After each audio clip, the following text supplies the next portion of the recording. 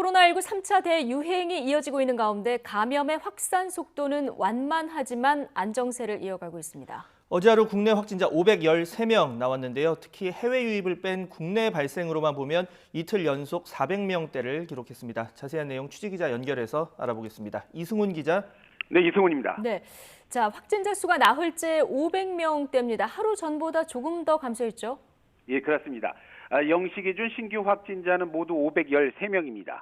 이번 주 내내, 그러니까 말씀하셨다시피 이번 주 내내 보였던 이 완만한 안정세, 오늘도 이어졌습니다.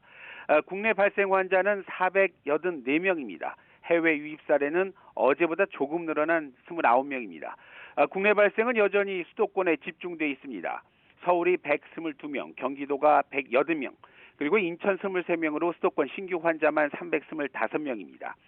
그 밖의 지역을 보면요. 부산이 45명, 경북 21명, 전남 14명 등입니다. 규모는 이렇게 줄었지만 전국 17개 시도 모두에서 신규 환자가 확인됐습니다.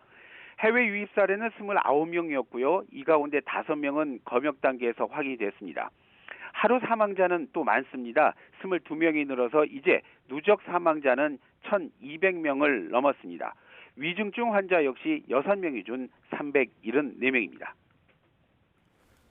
네, 이제 관심은 정부가 내일 발표할 사회적 거리두기 조정안에 쏠리고 있는데요. 어떤 내용이 담길 것으로 관측되고 있습니까? 네, 오늘 중대본 회의를 시작하기 전에요. 정세균 국무총리도 사회적 거리두기 조정 방안과 관련한 언급을 했었는데요. 정 총리는 무거운 책임감으로 고민을 많이 해서 가장 지혜로운 결론을 내리겠다 이렇게 밝혔습니다. 정 총리가 말했다시피 이번 주말이 3차 대유행의 중대 고비가 되는 만큼 이제 관심은 그 내용에 있습니다. 일단 정부는 일부 시설에 대해서 집합금지 조치를 해제할 가능성이 커 보입니다. 대상은 헬스장 그리고 학원 등이 유력해 보입니다. 다만 신규 환자가 언제든 급증할 수 있는 상황이라 이런 점을 고려해서 사회적 거리두기 단계는 현재 상태를 그대로 유지할 거란 예상이 많습니다. 또 5인 이상 모임 금지 조치 역시 이런 차원에서 당분간은 연장할 거다 이런 전망이 우세합니다. 방역당국은 현재 거리두기 조정안과는 별도로요. 최근 종교 관련 시설에 대한 집단 감염이 잇따르고 있는 이런 점을 볼 때 여기에 대한 대응 방안도 함께 논의하고 있는데요.